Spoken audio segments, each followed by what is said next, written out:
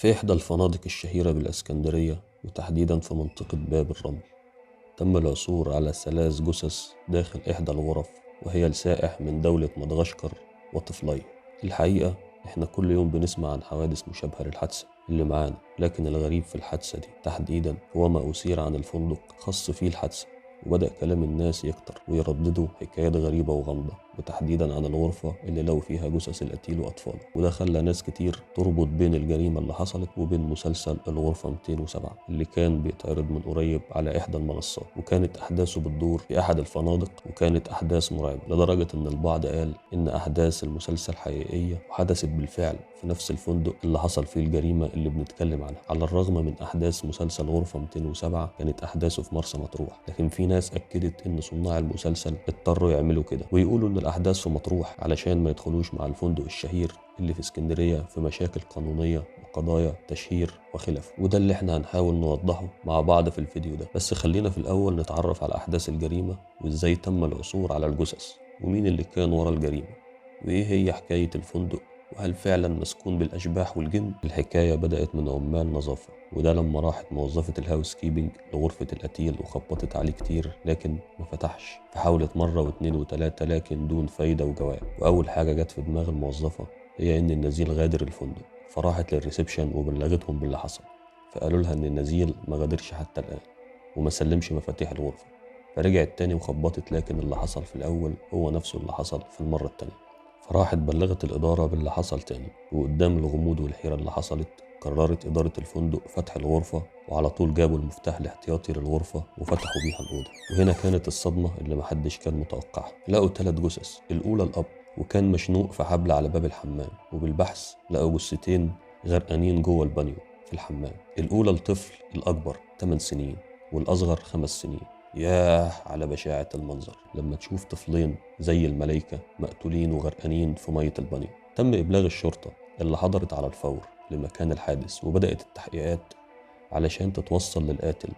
وبعد بحث وتحري كانت المفاجأة، حيث تم العثور على ورقة مكتوبة بخط القتيل تفيد بانتحاره لخلافات بينه وبين مراته، وإن هو كمان اللي قتل ولاده بعد ما حط لهم منوم في العصير، ولما اتأكد إنهم ناموا شالهم وفطسهم بإيده في المنام، وكل ده علشان ينتقم من مراته. لحد هنا وانتهت فصول الجريمة، لكن اتفتح باب كبير من الجدل والكلام عن الفندق، وبدأت الناس تتناول حكايات وحكايات عن الفندق، وإن الفندق ده مسكون بالأشباح والرعب. وناس كتير طلعت حكت عن مواقف مرعبة حصلت لها جوه الفندق، والأمر موقفش لحد كده وخلاص. ده في ناس كانوا موظفين في الفندق نفسهم وطلعوا أكدوا الكلام. وطلع واحد كان شغال في الفندق من 20 سنة وقال أنا كنت شغال في الفندق ده وليا تجارب شخصية مرعبة فيه وأحداث كلها رعب. وبيقول إن الدور الأخير في الفندق كله رعب وألغاز، وكنا بنسمع فيه خطوات أطفال بتجري وبنسمع صوت بكاء، والأنوار بتولع وتطفي لوحدها، ولما كنا نطلع علشان نشوف فيه إيه ما كناش بنلاقي حد موجود أساسا. سلام قول من رب رحيم. وبيقول إن في غرفة في الفندق مقفولة من 40 سنة ومفيش حد بيدخلها أساسا، وفي يوم ولعت النار فيها لوحدها. ناس تانية حكت إنهم كانوا في أسانسير الفندق وفجأة سمعوا أصوات مرعبة، والأسانسير كان بيطلع بيهم وينزل لوحده كذا مرة من غير ما يدوسوا على أي زراير فيه.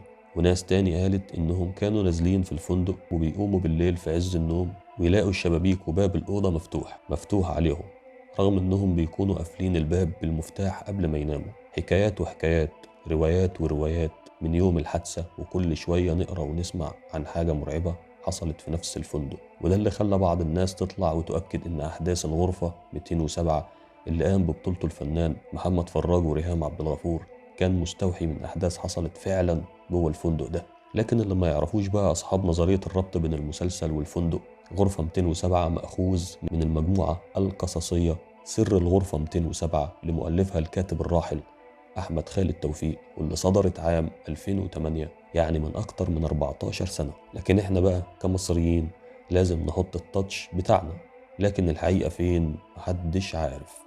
ربنا يطلعنا منها على خير.